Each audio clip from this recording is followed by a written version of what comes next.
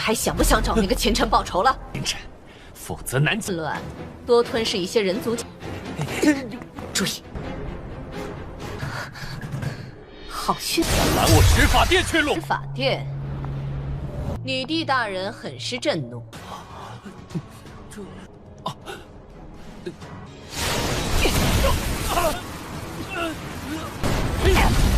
舒服了。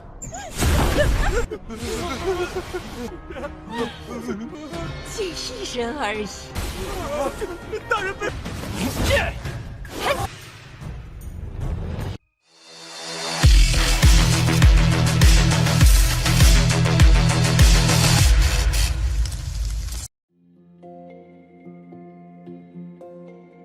Halo semuanya, selamat datang di Ruang Sinema. Bagaimana kabar kalian semua? Semoga selalu sehat dan baik-baik saja. Sesuai jadwal, jadi pada hari ini kita akan kembali melanjutkan series Donghua Martial Master episode terbaru. Yang mana ini adalah episode yang ke-631. Bagi yang mau bergabung dengan series ini, kita sudah sediakan playlistnya. Jadi kalian bisa dengan mudah mencari di mana episode awal dari series ini. Sebelum kita mulai episode terbarunya, kita akan melihat dulu apa saja yang telah terjadi pada episode sebelumnya.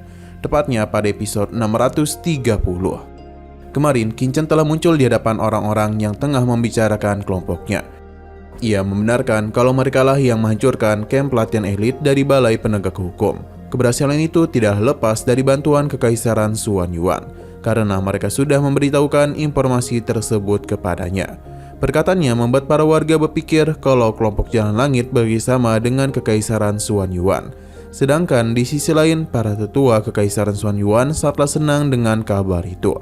Berbeda halnya dengan Feng Xiaoyu karena tidak pernah melakukan hal tersebut. Sementara Tuan Ansu sangatlah marah kepada mereka.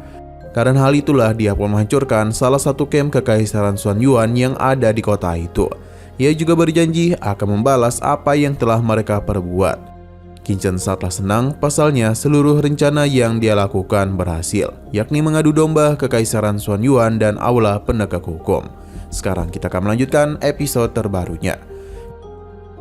Kita dibawa ke sebuah tempat yang mana saat ini Qian dan juga Molly tengah mengamati situasi. Sedangkan Molly merasa kalau Qian sudah mulai terbiasa dengan tubuh barunya. Qian pun sadar kalau Molly teruslah menatap tubuhnya, jadi dia ini agak risih. Ia pun memberikan alasan kalau saat ini mereka tengah mengintai. Jadi jika mereka saling berdekatan akan membuat posisi mereka tidak diketahui. Mereka sudahlah tahu kalau saat ini Kekaisaran Xuan Yuan dan Aula Penegak Hukum tengah saling bertarung satu sama lain. Berhubung dunia luar sudah kacau balau, maka ini merupakan kesempatan bagus bagi mereka untuk bertindak. Mereka akan memanfaatkan kesempatan ini untuk memulihkan kekuatan masa lalunya. Selain itu, Qian penasaran apakah Molly masih ingin balas dendam kepada Kinchan. Mengingat hal itu membuat Molly menjadi begitu murka, karena apapun yang terjadi, dia pasti akan menghabisi Kinchan. Jika tidak, dendam ini tidak akan mungkin bisa dia lupakan.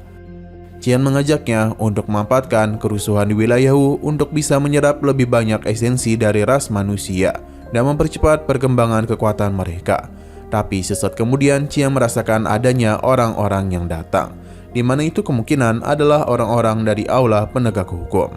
Jadi mereka pun segera mengikutinya. Di saat kelompok Aula Penegak Hukum melakukan pergerakan, mereka pun bertemu dengan Qian yang sudah menggunakan tubuh Hongyu.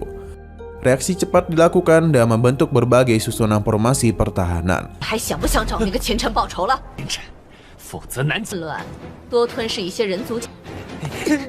注意，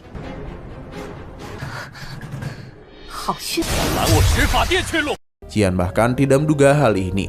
Untung saja dia tidak langsung menyerang. Qian meminta mereka untuk melihat siapakah dirinya, yang tentu saja dia itu berasal dari istana Piao Miao. Pada awalnya mereka masihlah belum terlalu percaya, hingga Qian pun memperlihatkan token miliknya yang merupakan salah satu tetua besar dari istana Piao Miao. Alhasil kelompok ini segera memberikan hormat kepadanya. Murid itu penasaran mengenai tujuan Qian kemari karena telah menghalangi mereka. Qian bertanya apakah mereka sudah menemukan jejak dari kelompok Jalan Langit. Qian tidaklah pernah menduga kalau Aula Penegak Hukum yang terkenal hebat itu ternyata malah dipermainkan oleh kelompok kecil, yang bahkan asal-usulnya saja tidak mereka ketahui. Permaisuri sangatlah kesal dengan apa yang mereka lakukan, Jadi dia pun mengutus dirinya untuk bergabung dengan kelompok itu demi bisa mencari kelompok Jalan Langit. Jadi mulai sekarang hak komando mereka akan diserahkan kepadanya. Murid ini bingung dan apa yang harus dirinya ambil. Namun karena ini adalah perintah langsung dari sang permaisuri, maka mereka tak akan bisa menolak. Melihat dia yang lengah, Qian langsung saja melakukan penyerangan kepadanya, yang tentu saja membuat pria ini terkejut. Ia berusaha untuk melawan, namun ini terlalu sulit. Bahkan di saat dirinya berhasil melepaskan diri sekalipun, Qian dapat mudah menghancurkan pertahanan miliknya. 法殿，女帝大人很是震怒。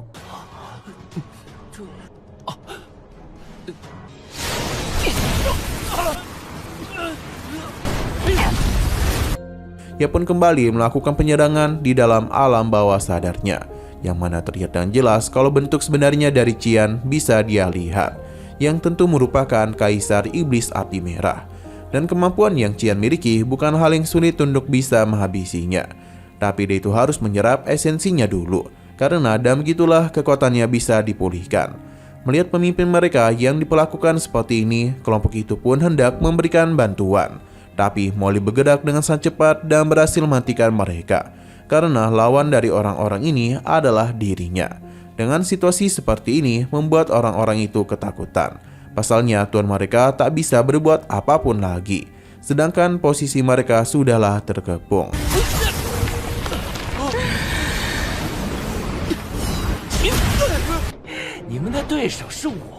Qian teruslah menikmati esensi dari pria ini yang tidak bisa berbuat apapun lagi. Hingga tidak lama kemudian dia pun meninggoy. Qian benar-benar sangatlah senang karena sudah tidak lama merasakan makanan seenak ini. Tentu saja hal tersebut masihlah belum cukup untuk memuaskannya. Qian memuji kultivator ahli kuat dari ras manusia, karena semua itu memang sangatlah sedap. Bahkan hanya satu orang saja sudah membuat kultivasinya pulih sebanyak ini.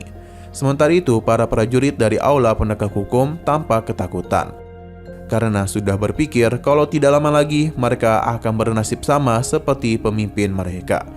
Kematian tuan mereka benar-benar tidak disangka oleh kelompok ini. Qian pun mengajak Molly untuk melahap habis seluruh pasukan itu. Alhasil pertarungan pun terjadi, namun mereka tidaklah bisa berbuat apa-apa selain menjadi santapan dari Qian.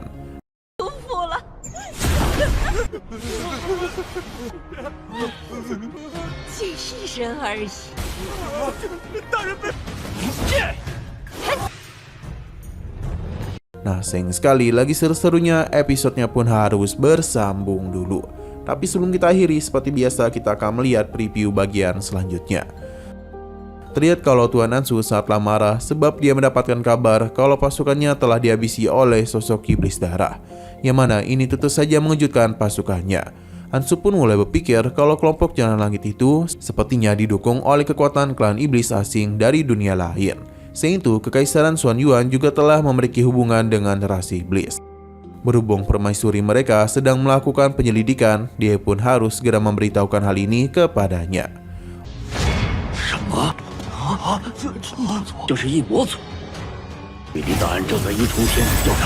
Oke, sekian dulu pada video kali ini. Untuk video selanjutnya akan segera hadir. Jadi bagi kalian yang ingin mengikuti series ini, langsung saja klik subscribe dan aktifkan loncengnya. Terima kasih yang sudah menonton video sampai habis. Jika kalian suka pada video ini, klik like dan share ke teman-teman kalian tentang channel ini. Dan ditunggu aja kelanjutannya. Oke, sampai jumpa di video selanjutnya.